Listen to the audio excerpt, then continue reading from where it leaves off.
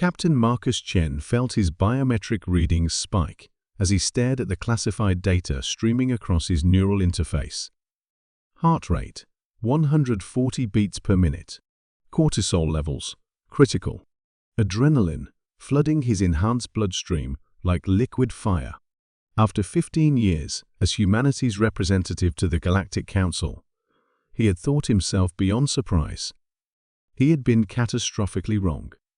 The revelation had come by accident, a quantum encryption error in the Council's central database that lasted exactly 3.7 seconds. Long enough for Chen's military-grade neural implants to download terabytes of classified information before the security protocols kicked in. Long enough to shatter every assumption humanity had held about their place in the galaxy. The truth was worse than any nightmare scenario the Earth Defense Force had ever conceived. Chen's fingers trembled as he manipulated the holographic display, cycling through document after damning document. Each file was a knife twist in humanity's collective back, signed and sealed by species humanity had considered allies, mentors, even friends. OPERATIONTERRANLIMIT. Classification: ultraviolet.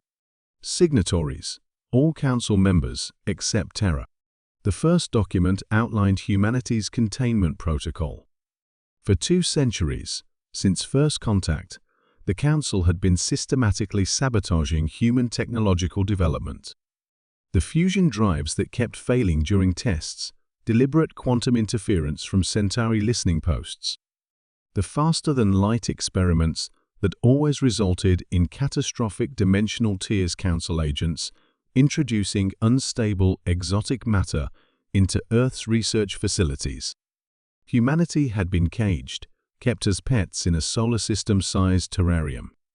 Chen's cybernetic eye whirred as it focused on the next file, his artificial retina automatically adjusting to process the alien script. His translation software worked overtime, converting the flowing Etherian hieroglyphs into stark English text. The human species shows concerning adaptability and technological intuition.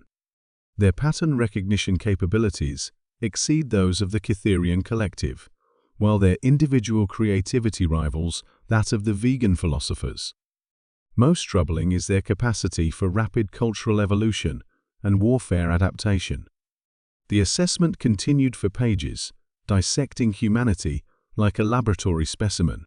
Chen felt bile rise in his throat as he read the clinical analysis of human emotions, their dangerous tendency toward unified response when threatened, and their unprecedented ability to weaponize theoretical physics.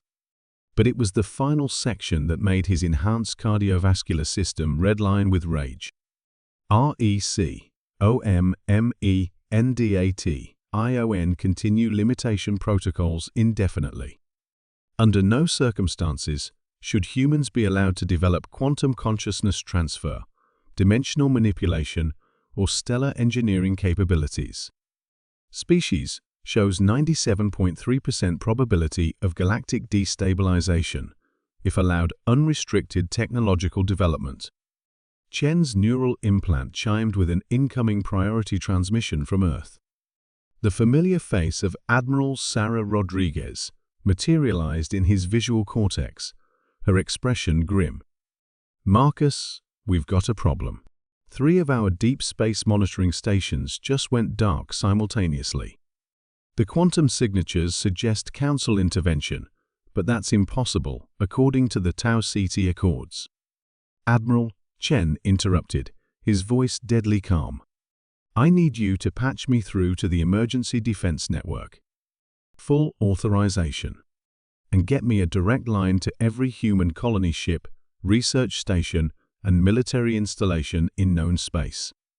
Rodriguez's eyes narrowed. "Marcus, what's happened?"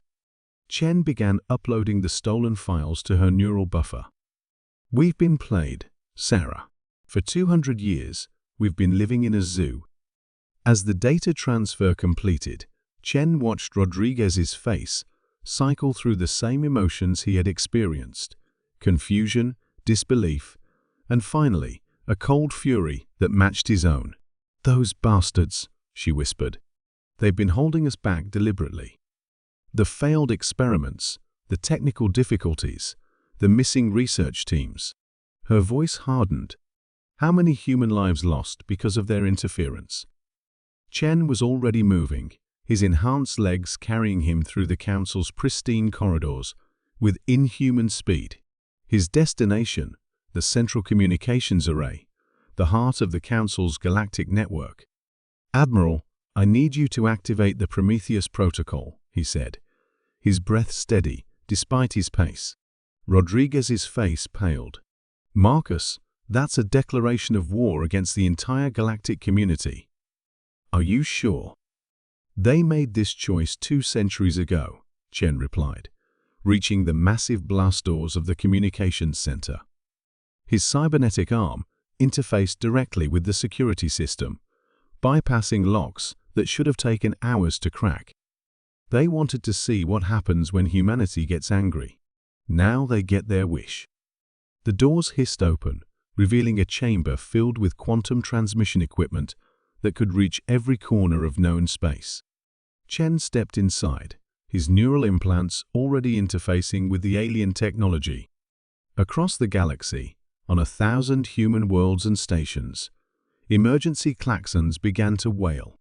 The Prometheus Protocol hadn't been activated since the early days of space colonization, a fail-safe designed to unite all of humanity against an existential threat.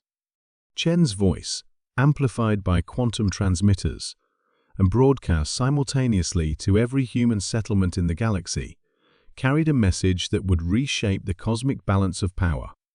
"Citizens of Earth and her colonies, this is Captain Marcus Chen. For 200 years, we have been deceived. The Galactic Council has systematically suppressed our development, sabotaged our research, and condemned countless human lives to preserve their own position of power." He paused, letting the implications sink in across light years of space. "They feared what we might become if left unrestricted. Today, they're going to find out exactly why that fear was justified." The transmission ended, leaving the galaxy to contemplate what humanity looked like when the cage doors finally opened. The Council's lies had indeed triggered humanity's rage. And humanity, as it turned out, was very good at being angry.